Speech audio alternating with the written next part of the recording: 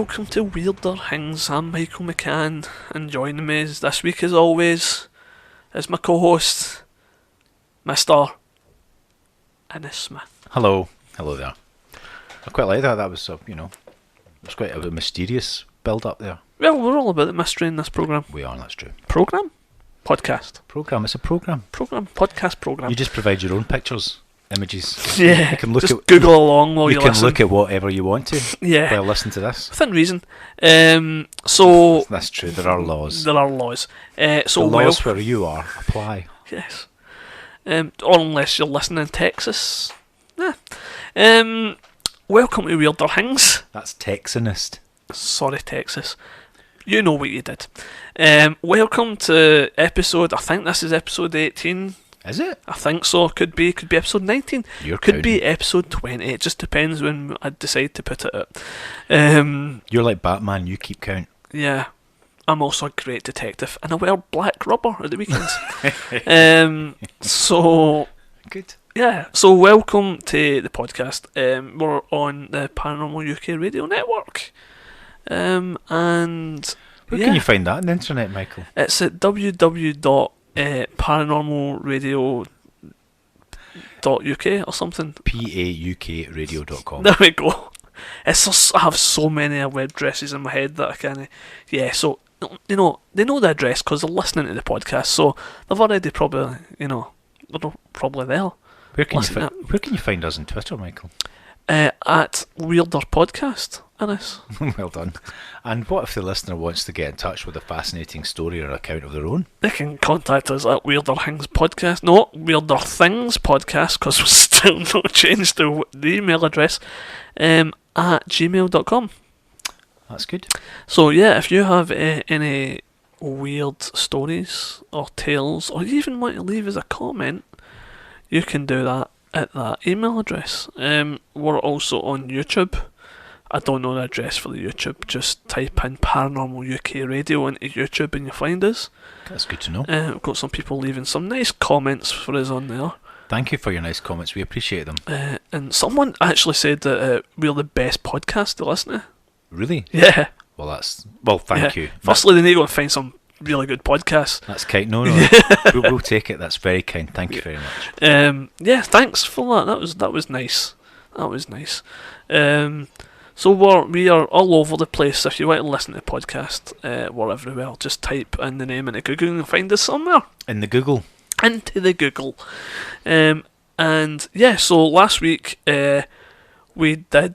It was confession time, wasn't it? It was confession time, and it's owned up to seeing a sexy lock monster. Sexy. No, it's sexy. Can't deny it. Yeah. She, Oh.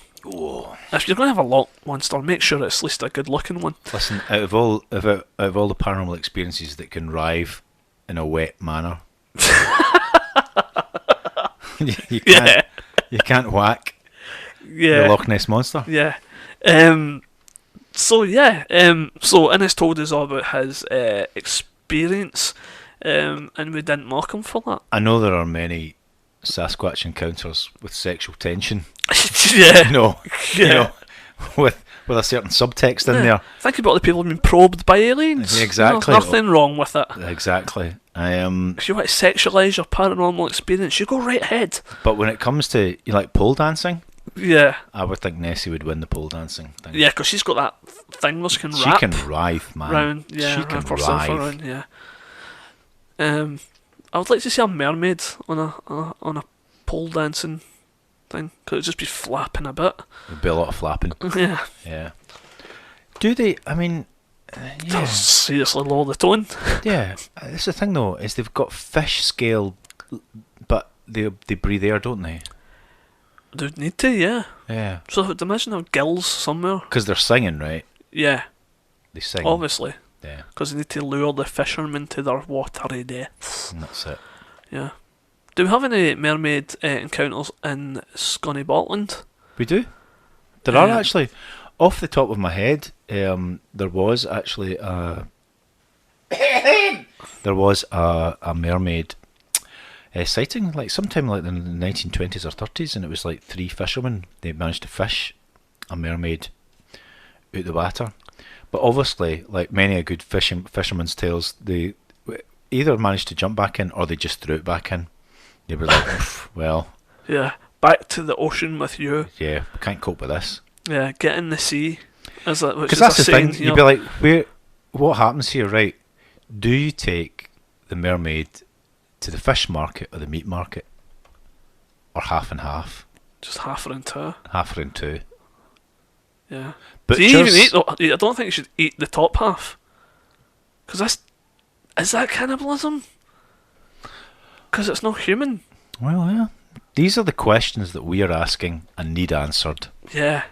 No one else is asking these questions. No one else. Should you eat a mermaid if you're really hungry? Just the bottom half. Just the bottom half. Just want to, yeah. Anyway, so we're going to talk about Loch Ness Monster, or rather, we're going to talk about that, but then we're going to take in other lochs and bodies of water. Shall I kick off then? Yeah, go for it. Yeah, I mean, yeah, go for it. So what we'll start off with Nessie, since we were with her last week. We never really, trailed. yeah. We trailed this whole subject with my own personal sighting experience. Well, it's important. It's important. Thing. Yeah. That trip, that wild hallucination that took place on the shores of Loch For Ness. what it's worth, I believe you. Do you? Yeah. Well, yeah. I mean, that's all I would say. You know, it's a wonderful thing, if you want to split hairs or be pedantic about it. The wonderful thing about paranormal phenomena is the word phenomena just means human experience. Mm-hmm. And that doesn't necessarily imply reality. It just implies it's a human experience. Mm-hmm. So I would say it was you know, it was phenomenological, man. But I'm not making any great claims as to whether it was actually physically real. I mean, although in my mind it seemed to have trappings of reality in terms of waves and Well, things here's like the thing. It could have absolutely been real, but just because it was real doesn't mean that it was a monster. Like you said, it could have been a big eel. Excuse me, I was knocking back the gin there, and just to keep the horror down. But yeah, it could have been a monster eel. It could have been like a seriously enormous eel. Yeah, but yeah, you saw something. I did. And that's enough for me. That's good. That's nice to know. Anyway, so we're going to talk about the Loch Ness Monster, and there's a wee bit of history attached to this. Now, people do say that the Loch Ness Monster does go back to antiquity, and they often cite St. Columba. St. Columba, indeed. St. Columba, who there's an account of St. Columba's life in which he comes across a beastie. A beastie. A mysterious beastie. But that's not actually, just to be pedantic, that's not actually in Loch Ness, it's in the River Ness. Oh, how about that? There we go. Yeah. There you go. And it's often in the tales of saints.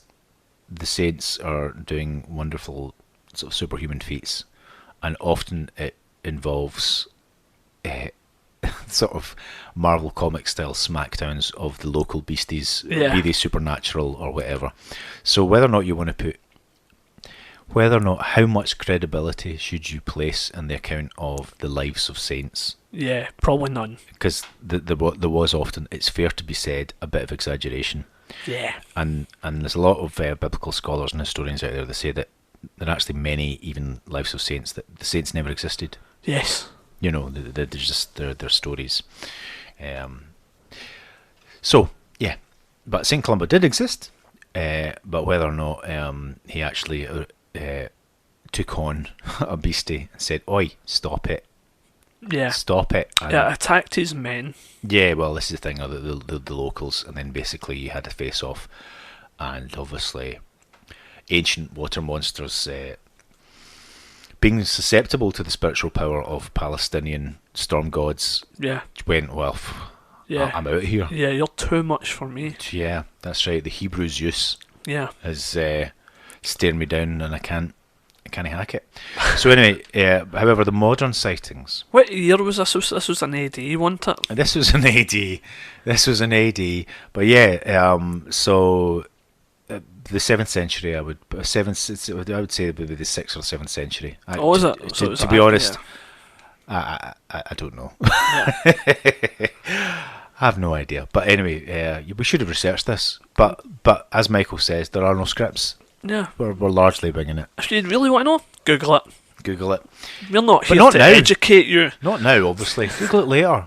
Listen to us for the moment. Anyway, so the first modern sighting came basically because in the Loch Ness there was a new road. Yes. And there was a new road built basically at the beginning of the 1930s. And it was the 882. So basically, and so suddenly if you had a bit of cash, people used to drive around, amazingly. Yeah, because the motor car was a recently new thing. Yeah. So the young So the middle... Edwardians of the day... Were they the Edwardians? in the well, 30s? they No, they were... What were they? they would be Georgians. Georgians? Yeah, that's it. Whatever, Yeah, don't know. they were young, hip Georgians just cutting about in their fancy new So yeah, motor vehicles. so yeah, in the early 1930s, there was just this new tourism of basically people could get in a car and drive around, and of course, so this opened up the Highlands, and this was very much just the scenery in the Highlands is spectacular. So suddenly, from the beginning of the 1930s, you had a lot more people, other than locals, actually driving up and down Nessie. Mostly from England. Yeah, often the way, and so the first modern sighting dates from the 14th of April 1933, when a Mr. and Mrs. John Mackay, basically that was the sort of the ground zero of modern Nessie sightings, and they were basically driving southwards alongside the loch, and it was basically in that part of the loch where I actually saw the monster, maybe. And that was basically in the Lough of Urquhart Bay, and they saw what seemed to be a large kind of serpentine creature just kind of rolling around the surface, quite a sort of disturbance. Basically saw the water really disturbed, and basically said, "Oh, what's that?" and had a look, and they saw an enormous, basically sort of creature diving and rolling, etc. And they wrote to the Inverness Courier, the local newspaper, and then that, which is often the way. As soon as you get one story, Yeah. then suddenly other people feel confident enough to actually write and etc. and report sightings. So the newspapers covered this. There was a really sort of famous photograph, which is called the surgeon's photograph, and that became really quite famous. It has subsequently been found to be fake, a hoax. Yeah, if you think you've seen a picture of the Loch Ness monster, it's probably this picture. It's the black and white grainy one with the head sticking out the water. Yeah, exactly. And it was a Colonel Robert Wilson in May 1934 took this, and it was labelled the surgeon's photo. He was a of all things, to continue the sexy theme, he was a London gynecologist. Oh really? Yeah, there you go. So basically, the reason why it was so good is it was the first one that was basically in focus. It wasn't fuzzy or anything like that. However, yeah, that was basically one of the most famous. It's been proven to be a fake. However, but yeah, so this sort of link between sort of technology though, because it was the fact that people could drive there, the roads, but also cameras as well became really common. As people, the box brownie was a really sort of popular camera, and it was in 1951. Basically, there was a local woodman called Lachlan Stewart who took a photograph on his box brownie of a creature with humps. So that was the first time that the humps had been reported. Yeah, he said it had a long neck and head as big as a sheep, and rather the same shape. It was splashing about, splash, splash, splash, and there was 3 distinct humps. So there you go. So we only got one photograph because he had trouble with the shutter. Isn't that mystic always powers, the way? Yeah. But he managed to get at least one good shot. So it's that interesting thing. There's been enough, and you can find this if you Google basically Lachlan Stewart's 1951 Nessie photograph. You can see what looked like. I'm going to show Michael a little picture of this. Can you see that? 3 distinct humps. Yeah. Yeah. So it's the way it's lit as well, you can see three dark humps towards the left of the photograph. So you've got this sort of constant stream over the years of witness accounts. There's one really interesting, very early witness account of a couple that actually had a land sighting, and they described something almost like a camel or something. Yeah. Wandering across the road, which Yeah. I think is really quite interesting. Is that the one where it grabbed the sheep and then wandered back into the water? I don't know about any sheep grabbing, but Apparently, there's a story that I heard that they saw this thing slithering across, like, kind of like walking across the road, grabbing a sheep, and then back into the water with it. that's quite. And they watched the whole thing. They watched the whole thing. Yeah. No intervention. No, well, you wouldn't. So we've got photographs, we've got witness accounts, but then it starts to get sort of scientific in the 1960s. So and he's still active, Tim Dinsdale. So he's an aeronautical engineer, and he actually filmed basically.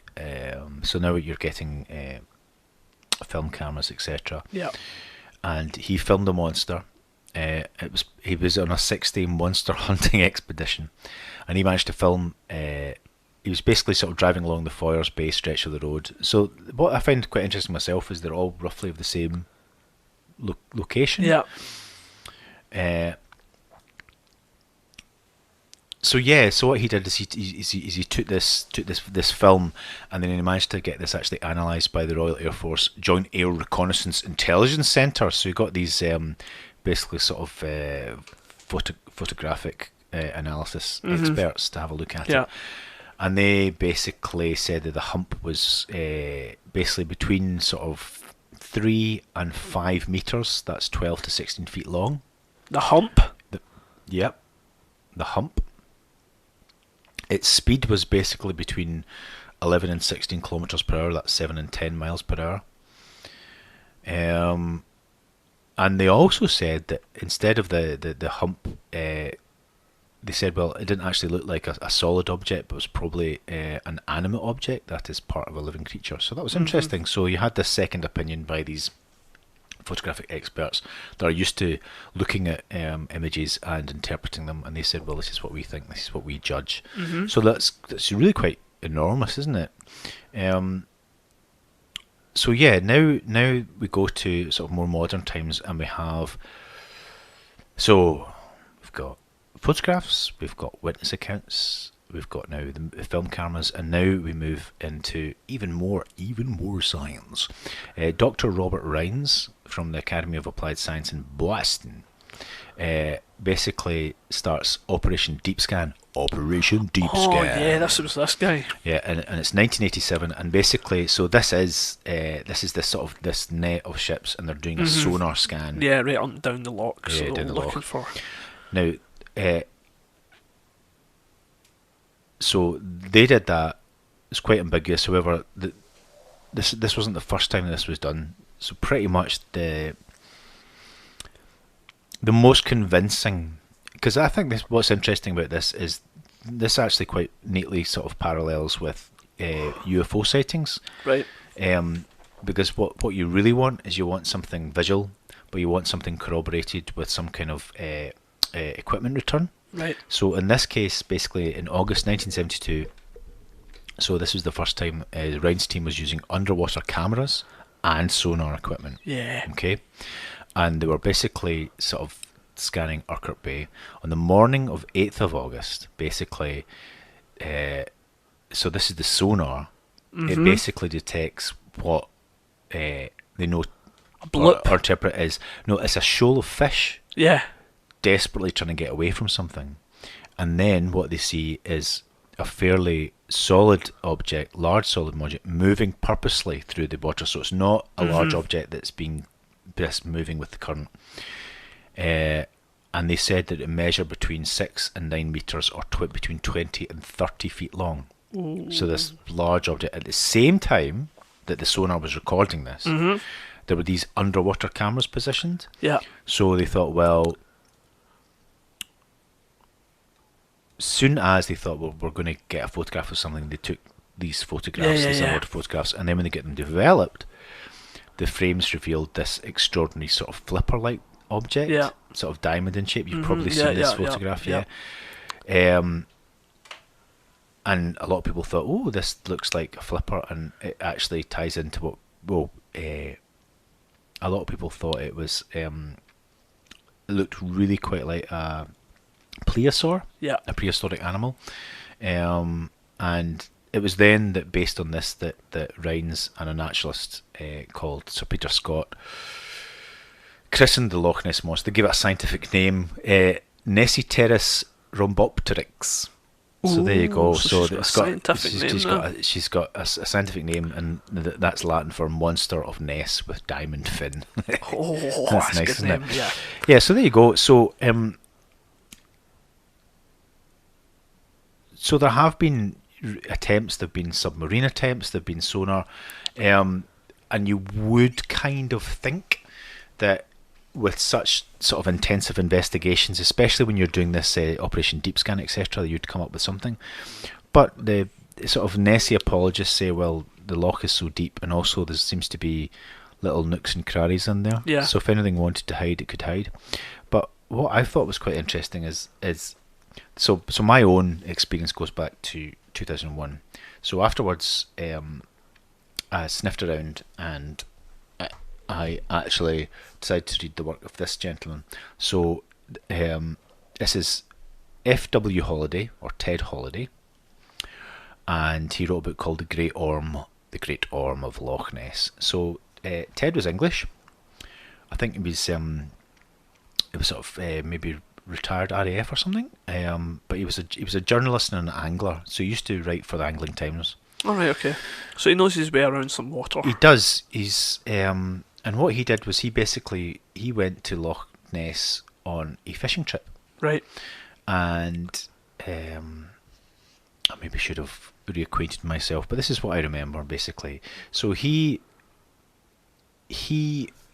saw the monster once. So he heard the stories, he thought they were nonsense, but he saw the monster himself, right? I thought they were nonsense. You said nonsense.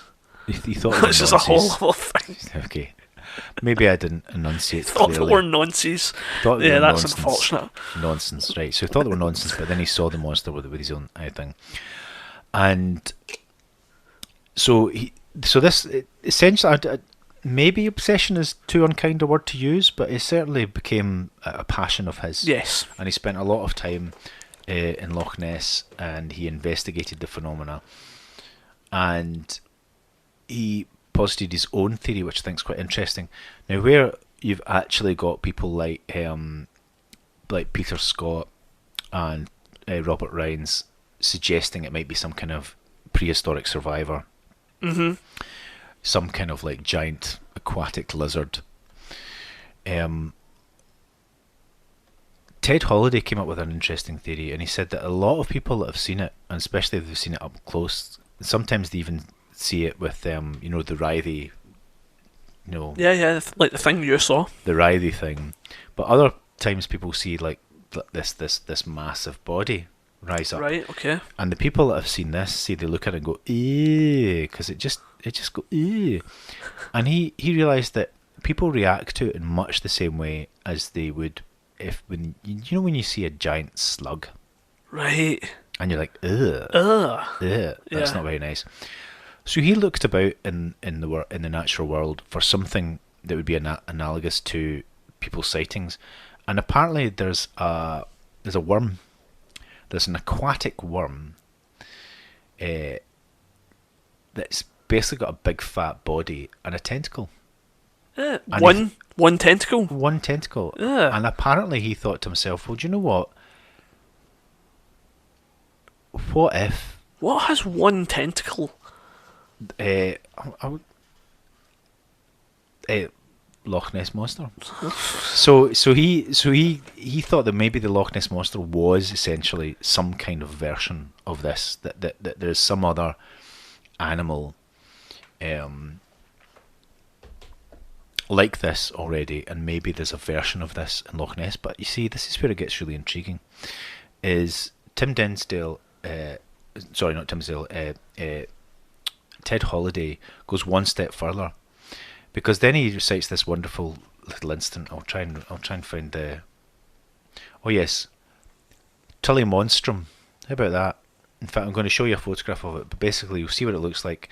A model of a living Tully Monstrum in the Field Museum of Natural History, Chicago. So basically, if you go to the Field Museum of Natural History in Chicago, they've got a model of this, but that's it. Can you see it?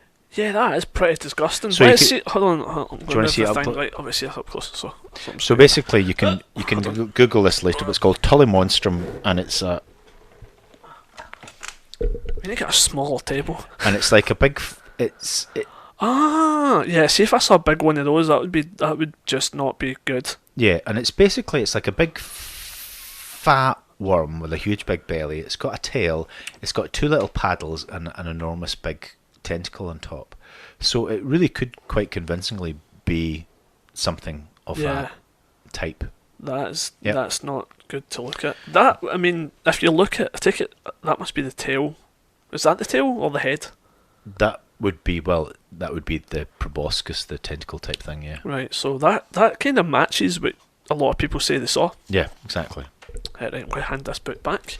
It looks like a flatworm, basically, with a weird bulbous tail. Yeah, sort of a weird flatworm. So there's and so a lot of people that have seen something, So when they were about, how big were they? Well, that's a good question. I don't really know how big they were. I'm going to Google this, hold on, because I want to know. We might be able to solve the Loch Ness Monster thing here. How do you spell that? Tully Monstrum. Tully Monstrum. So anyway, moving on. There was this. I'm looking for a particular illustration. They're from about 300 million years ago. Let's see how big they grew. This is interesting. Hold on. Fairly about the size of no. Hold on. I can't find. Yeah, big, pretty big. Yeah, and so another thing is Ted Holiday. He reports other people's sightings of things that would back this up. So this horrible the Loch Ness Monster has been seen on land, and there was one time it was a Mr. and Mrs. Spicer. So yeah, they said that they called it a long-necked horror, and they said it might have been carrying away a young deer or lamb. So this is probably what this That's is. the story. This is probably what the account you're talking about, the Spicer episode. Yeah. I know these things only grow at like 14 inches. 14 inches. Yeah. Well, yeah. Okay, so you'd have to multiply that by several factors of several thousand to get the beastie we're talking about. But yeah, so it's Ted Holiday's is saying, well, what if one of those kept growing? So I can actually read you out Mr. Spicer's account. Okay, go for it. Okay. So Mr. Spicer's account is this. We were about midway between Dora's and Foyer's on the south bank of the loch when my wife exclaimed, "What on earth is that?" I was looking ahead, and as my wife spoke, I observed the most extraordinary form of an animal crossing the road. It was horrible, an abomination. First we saw an undulating sort of neck, a little thicker than an elephant's trunk. It did not move in the usual reptilian fashion, but with 3 arches in its neck, it shot across the road until a ponderous body, about 4 feet high, came into view. When we reached the part of the road it had crossed, we stopped, but there was no sign of it. It had been a loathsome sight. It seems futile to describe it because it was like nothing I have read about or seen. It was terrible. Its colour, so far as the body was concerned, could be called a dark elephant grey. It looked like a huge snail with a long neck. I reported the affair to various scientific bodies, all of whom seemed to be incredulous. I am willing to take an oath, and so is my wife, that we saw this Loch Ness beast. So there you go. I think that's quite interesting. What I'm actually hunting for is a little illustration and an account that basically comes to a time where they actually set up cameras, and they set up cameras across the loch, and so they had these cameras, and these cameras basically had maybe about sort of a 160 degree field of vision. Right, okay. And they were positioned on either side of the loch. Mm-hmm. And so these cameras were set up, and I can't exactly remember when. I'm looking for this, so I'll just bang on with the story. And what happened was, it was actually, I think, a group of students who were actually either in the car park in front of Castle Urquhart or actually on the ramparts of Castle Urquhart. Yep. And they actually saw the monster rise up from the water, and they were like, "Oh my goodness, look at this! This is incredible!" And then disappear again. And they were absolutely astonished by this. Well, you would be. Yeah. As you would be. And then when they actually reported to people were like, "Oh my goodness, that's amazing, because we actually have the cameras already set up." So because these cameras were set up, they thought, this is brilliant. So what they did was they went and they looked at the cameras, and they actually didn't see anything. They saw nothing at all. And then when they actually looked at essentially a map of the loch and where the cameras were positioned, there was essentially only a really, really small part of the loch next to the shore that was out with the actual vision of all the cameras. Right. And the monster actually appeared within that. Oh, what are the chances? What are the chances? Now, instead of just going, "Oh, what are the chances?" because he thought that this was actually really well evidenced, because all these students had seen it, they were all absolutely certain, there was multiple witnesses, etc., that actually Ted thought, well, okay, it's not just a giant worm, right? It's a giant psychic worm. Wow. Yeah. And you know that... It knows how cameras work. Well, you know that sensation of... the sense of being stared at? Mm-hmm. And there have been many experiments conducted that replicate this this phenomenon. Yeah. Phenomenon. So Ted just went. He just went out there. This is what I quite like about Ted Holiday. He started off being very practical, pragmatic, but he just kind of went where he felt the evidence was leading him. Right. Okay. He thought, fair well, enough. Yeah. Here we go. As these beasties are, well, they've got to be psychic. I mean, that in a sense explains why we just don't see them, because they know when they're being watched, so they make sure that they're, that they're not seen. And if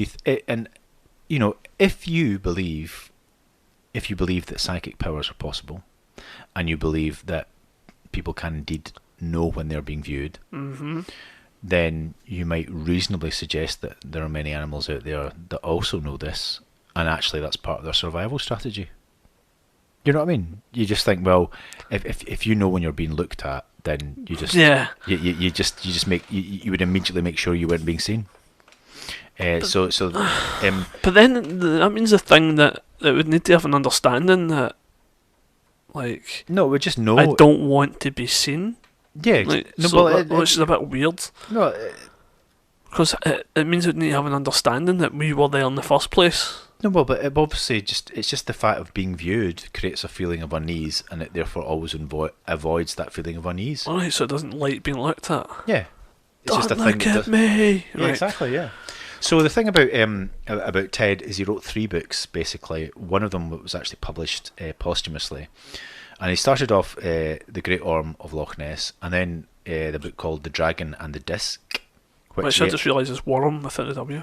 Yeah, and the thing about The Dragon and the Disc is he basically started to tie in monster sightings with UFO sightings and other paranormal phenomena. Oh, here we go. Well, do you know what the weird old thing is, right?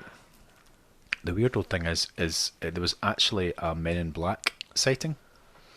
That when Ted Holiday was actually in Loch Ness, there was really odd paranormal phenomena. He was staying staying with people in Loch Ness, and there was some really, really odd account of this experience. Obviously, if I was prepared, I would have looked. I would have searched for this. But basically, what happened? I think it was in this house, and then there was some kind of, which was witnessed by other people or something. But there was some kind of weird kind of like there wasn't a lightning storm, but there was like lightning flashes, right, and some kind of weird kind of whirlwind sort of thing. Electrical storm. And then it was like a man in black kind of and sort of managed to arrive somewhere inexplicably without any transport. I think he might have been on a motorbike or something, but it was the fact they arrived without them hearing him arrive, and then he said something odd and then disappeared again as oddly as he arrived. Like, so he turned up at the door and was like, chap. The odd thing is wherever this person was seen, though, I think a year to the day afterwards, Ted Holiday had a heart attack in the exact space, in the exact place. Yeah. So it was, whether or not you want to put any credence or credibility into any of that certainly this author was starting to tie these elements together. That he started off being quite a sort of a nuts and bolts biological cryptozoologist. Mm-hmm. This is a real animal, yeah. And then but then he actually realised that it's maybe more than that. That if this monster does seem to be psychically aware of being observed, then it starts to open up. And then, of course, the last book that was published posthumously was called The Goblin Universe. But it's, you know, he's a good researcher, and he's a good writer, and one of the little things that I quite enjoy is he spent quite a lot of time in Ireland, because Ireland also has a tradition or a history of the water horse. Yeah. But what he thought was quite interesting was that a lot of these little lochans or lakes that are meant to have this creature in it are tiny. They're absolutely tiny. So if you're talking about biological creatures, the likelihood of them actually like living unobserved within these places is virtually nil. Yeah. But he tells this quite amusing anecdote, and I quite like this from an investigative point of view. That he spent, what did he do? Is he spent like a week in this one place that had this reputation, and he kept asking people this open question: have you seen anything unusual? Hoping that they would say, "Oh, I've seen the water horse," etc., etc. But not one person had seen it. Yeah. And then on his last day, he kind of asked somebody, said, "Have you seen anything unusual?" Like, no. And then he'd be like, "Oh, I can't believe nobody's seen the water horse." And then he went, "Oh, yeah, I've seen the water horse. But I thought you were asking if you've seen anything unusual." And the thing is that everybody had seen this thing. Yeah. But they just didn't think it was unusual. Didn't class it as unusual. Yeah. They just thought, "Oh well, yeah, everyone's seen that." Yeah. But it was also that element of, if it was a real thing, whether or not it can biologically exist, and Ted Holiday came to the conclusion that it was some kind of paranormal, or, you know, it just blurred the boundaries between real and extra dimensional, or something weird going on there.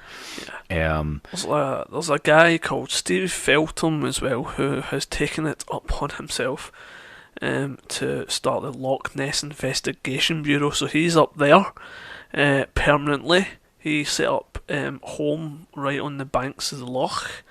He lives in his wee caravan, and he lives there now, and he's as the official Nessie spotter guy. He's just there permanently now, and it's his job now to look for Nessie. Yeah. He's there all the time, and I've met him. I mean, he makes wee Nessie monsters to fund himself. So if you're up in Loch Ness, go check him out and find him and buy a wee Nessie statue of him. So not only are you up there to spot Nessie, but you're to spot Nessie spotters. Yeah. I saying that drunk. But so in terms of where the debate is now, cryptozoologists point to the rare instance of hard evidence and the debate, and I think it's quite an interesting debate, because it's like, well, the idea is it can't really breathe air, because if it did breathe air, you'd see it more often. Mm-hmm. If it is a biological animal, then it needs at least 16 breeding pairs, so that's a lot. Yeah. Right. But but then they would say, well, if it doesn't breed there in 16 breeding periods, then it's a huge loch, and there's plenty of space for it in there. Then the argument has been is, what does it eat? Now the interesting thing about it, if it is some kind of giant worm, then it would just eat all the sludgy stuff at the bottom. So there's plenty of sludgy stuff at the bottom of Loch Ness to keep the worms going for it. So dark, the light doesn't reach the bottom. So yeah. So but the other thing is so apart from the photographs and the sonar returns, there's been lots of aquatic microphones actually dropped into the loch, and in the year 2000 there was odd sort of grunting noises recorded in the loch, and I can give you within the frequency of 741 to 751 hertz. How about that? Oof. And basically that actually tallies to very similar large aquatic beasties such as killer whales and walruses. Oh, right, okay. So there you go. So it's so there's something that sounds like something large and aquatic in there, which is interesting. So yeah, I would love it. I'd love it to be real. Like, I'd love one day for someone to be like, "Well, found her. Like, she's real. She's a big, giant, wormy slug thing that we didn't know existed. So we've discovered a new thing, and she's in Loch Ness, and it was there the whole time. How good would that be? Well, I think and you get pictures of her and all that kind of stuff. Like, this is what she looks like, and this is what she is, and that'd be awesome. Well, I think for me the reason why, I mean, it's paranormal because of the area, and maybe we can talk a wee bit more about the area. But the area itself has a reputation for haunting and weird stuff. Mm-hmm. It's the fact it's in a fault line, and near and around fault lines is where you get stone circles and UFO sightings. It's also where Bleskin House is as well, which is the once home of Aleister Crowley, and that burnt out shell of that mansion house. Apparently, I think it's been sold. It has. I just read the article just a minute ago. So it was on sale. So it was absolutely inevitably going to get whipped up by somebody. Was it you? I would like to say it was me, but no. If I had the money, I would have. But I reckon that would have been a very swift bidding war between rich occultists, or even just like canny business people. Because see, if you turned that into like a B&B, it would be booked out forever. Yeah. Because people would be, and you could charge what you like, because people, just for the thrill of it, would love to stay there. Well, that's probably exactly what's going to happen. Yeah, a boutique hotel. Yeah. for a boutique hotel for the urban wizard. Yeah. For the well-heeled witch. Yeah. So yeah, the whole area has a reputation. I mean, the fact that my personal account starts off by trying to witness like a phantom battle in the neighbourhood. So it's got ghosts, poltergeist phenomena as well. Colin Wilson, in one of his books, covers quite a lot of this. Just the odd things that appear in that neighbourhood. So the fact is, this might be a weird neighbourhood anyway, in which lots of ghosts and paranormal phenomena happen, and Nessie is just part of that. That's my own personal belief. Is I question whether or not it's a biological thing, because I think if it was a biological thing, it would have been captured by now. I just think that. Fair enough. I mean, it's possible. What I do find amusing is the best argument for it not being found yet is that it is a large psychic worm. So you still can't extract the paranormal from it. The River Ness flows out into the North Sea, is that right? The sort of the Atlantic kind of, it's that side. Yeah. What is it? Does it not go the opposite way as well into the North Sea? Why, maybe. Yeah, because it goes. Whatever. What if, right? Yeah, it must do both ways. Yeah. Both ways. What if it migrates? What if in the winter it goes out into whatever ocean, and then in the summer it comes back in? And nobody's seen this. Yeah, and maybe the loch is its breeding ground. It goes out and it breeds, and then it goes back out into the sea, and it does whatever it's doing out there. Nobody sees it, and then it comes back in, and then occasionally she gets seen. Well, that's one. Could be that. Could be that. That is one. That's certainly one argument. Is that there's actually underground caverns and stuff. Yeah. yeah, Think there is. that Think link there it, is. Yeah. link it. But the thing is, it's fresh water though. Mm. Do you know what I mean? What if she can? She can dabble in both. She can dabble in both. She's not just sexy; she's a swinger. Yeah. Yeah. Yeah. And the grunting could just be the dogging in the car park. The dogging in the car park. Oh, what?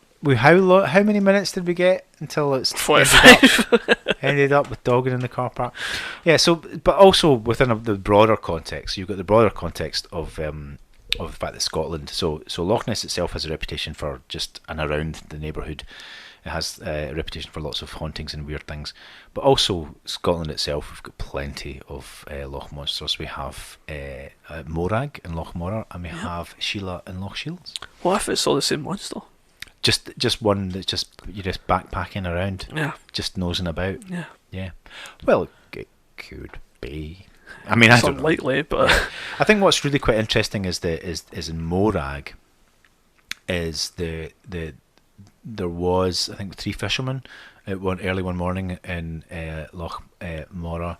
There was quite a descriptive sighting, right. and it was very much of the sort of the water horse variety. Right. Okay. So describe a water horse, Well, I would have to, or as it's known in Scotland, a kelpie. if I was prepared, I would have you there witness statements Yeah. for you. Let me see if I can actually find. Yeah, because in Scotland we have what we call the kelpie, which is the water horse, and we take this so seriously in Scottish myth and stuff that we actually have 2 giant kelpie sculptures in Falkirk, where we've got 2 big kelpie heads that basically just look like horses that can. Is it half horse, half fish? Well, kind of, yeah, pretty much. It's like a fairy, the sort of fairy faith is the kelpies are they're water horses. They're like sort of, they're meant to tempt you onto their back, and then they gallop into the Ocean. loch and drown you. So it's kind of like a Pegasus, maybe, except does it have wings? It doesn't have wings, does it? No. Flippers? I don't know. Yeah, maybe some kind of flippery tail type thing. But yeah, no, they just these fishermen described. They described very much something that looked like a sort of a damp horse. What if it was just a horse out for a swim? Well, that would explain everything. Yeah. Why didn't we think of this before? Yeah. Turns out it's just horses Just like to swimming swim. horses. Yeah. Yeah. Mystery solved. Solved. Case closed. Do you know what? If I was prepared, I would have had this. But anyway, you'll find it. Google it. Morag Morar is basically, it's this, I think it's 3 fishermen, and they describe very much like, yeah, A swimming horse. something sort of damp, moist giraffe horse type neck, head, that kind of thing. Right. So that's what they say. What other people have said, and locals etc., say that they've seen some really quite substantial giant eels. Right. Okay. So this would back up the whole Eel idea thing, that it might be eels, just giant eels, really really large eels. Well, the thing is, these places are in quite secluded parts of a country with nothing around it really. So if they were going to like survive and be big and stuff like that, it would be somewhere like Scotland, you know. It's possible. Yeah. Because like in the States and other places, their lakes and stuff are often used for people going boating and swimming and fishing, and they're quite busy. But in Scotland, because we're so vast and empty, people don't tend to, go motorboating around Loch Morar or whatever. I mean, there's boats and stuff on in Inverness and Loch Ness, but I mean, these places aren't particularly busy places. There are. It could go unnoticed. Yeah, and there are sort of good arguments towards it being a real thing. I mean, obviously, the biggest one going against it is nobody's turned up with a body. You know what I mean? Yeah, that's like Bigfoot though. Yeah, exactly. Nobody's turned up with a body, so you say, well, if it was real, but in terms of just like lake monsters or loch monsters, there was a cryptozoologist, the sort of the granddaddy of sea serpents. Thinks that was a Bernard Heuvelmans or Hevelmans, who was, I think, was Belgian, and he noted that basically if you look at all the world sightings of loch monsters, lake monsters, they all exist within a specific temperature range, and also within a temperature sort of part of the globe. Right. Like latitude within particular latitudes in the globe, but also within a temperature range, and the range is basically between freezing and 20 degrees centigrade. Right. And if you're American, I have no idea what that is in Fahrenheit. But within that bandwidth of temperature, that's where so it would suggest that that could suggest that they are real things. Well, here's the thing as well, when you mentioned the no body thing, right? See, when something in the ocean dies, what happens to it? It gets nibbled by everything else. Yeah, and just sinks to the bottom. Yeah. So that's what would happen, right? It's not going to get washed up in the shore or anything like that. So. Well, he's another thing as well, is apparently one of the ideas why that the plesiosaur kind of argument is they've apparently found in the fossil record that plesiosaurs, to help with ballast, used to swallow giant stones. All right. Used to fill themselves with stones, and I think crocodiles might even do that. That sounds right. They? Yeah, they eat stones and stuff. Yeah, so it's like to help their ballast kind of thing. Right. So the fact that it's a known thing that water beasties, fill themselves full of ballast. Mm-hmm. So they can, So they don't always float up to the top. Mm-hmm. That would mean that when they died, they would probably just sink. Yeah. So yeah, it's an interesting subject. I think. Again, my opinion would be there's too much paranormal phenomena attached. They sound too much like other forms of paranormal phenomena to be purely cryptozoological. Although I am open to the possibility that Nessie is a real beastie. I think there's something. It could be a ghost. It could be an ultra-terrestrial. It could be something. I mean, if you're saying that it's going to be a prehistoric survivor, why can't it be a ghost of a plesiosaur? Maybe it's the last remaining ghost dinosaur. I don't know. Well, that's kind of sad. I don't know. Yeah. Or a giant worm. Get people who, she's an alien pet that they've put there, and they tell them check on her every now and again. Oh, well, I've heard of pet alien. I'll fire in a wee theory. Do you know? Have you heard this one before? It's apparently there's this story. This was quite a sweet wee story. That this is apparently the gossip in the witch world gossip. All right, okay. That the Druids, before the Roman invasion of Britain, is what they did was they summoned up a sort of demonic or monstrous entity army to help defend the British Isles. Mm-hmm. And before the Druids or the ancient Celtic magicians could issue commands to these beasties, the Romans interrupted them and slew them all, impaled them all on the end of their pylons, and were glad to use their gladius. There you go, a couple of Roman weapon puns. But anyway, they basically the ancient witches were murdered, and so you had all these like giant, like ancient druid mega monsters like Godzilla and Mothra, just hanging about. And like, what do we do with them? Just hanging about, waiting for their instructions, and they're still hanging about today, which is a very similar story to the witchy Roman one I just told. So it's it's a ready off the shelf explanation for anything. Oh yeah, witches started that and didn't finish it. So why did the witches who are starring go, we better do something about that and finish it? Maybe they don't know how. That's Rubbish. Ancient. This is the thing though, is if you're somebody should get on that.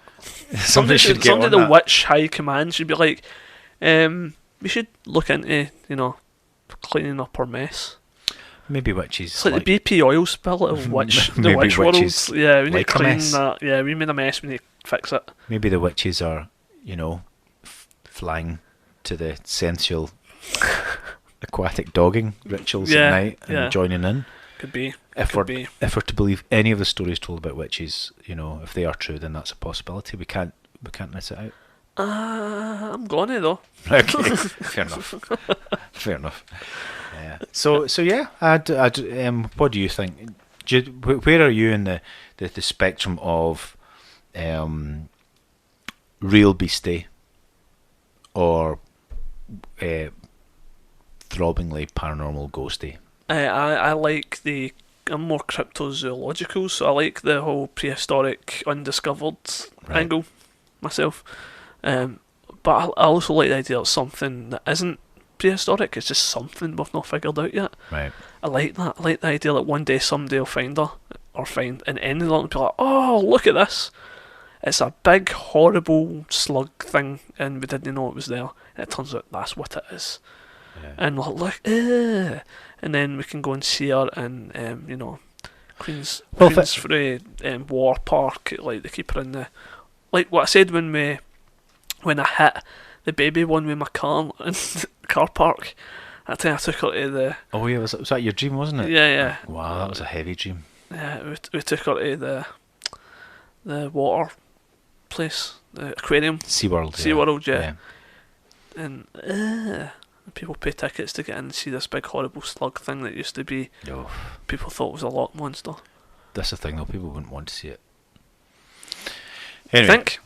Well, I suppose they would. It'd be a horror show, wouldn't it? Yeah, well, that's the thing. Like when you look back over time, there's things that we understand and know about now that we once thought were something else. Yeah. You know, so it could just be the same thing. It could be us be going, we don't know what it is, a monster, and then it turns out it's just something. It's just a giant thing. Yeah, it's just a thing we didn't know was there, and now we do. That'd be good. Yeah. I hope that's what it is. What is somewhat amusing is the occasional accounts of this worm somewhat uncharacteristically getting bored of its diet of sludge. Yeah. And just nipping up to the land to get something. Yeah. Oh, fancy a wee change. A wee change. Bit of lamb. Yeah. Wee bit of lamb. That's it. Yeah. And off it goes. And there's probably more than one as well. Venison. You know what I mean? I think there's probably a bunch of them. Yeah, and they're just maybe they only come out at night. No, well, maybe there's less people around at night. Maybe we need to go again and see if my summoning powers are still up to scratch. Yeah. We could get some corroboration. Maybe you can see it. Yeah. Well, the last time I drove up to Inverness, I met that Steve Feltham guy. Yeah. And bought a wee thing off him.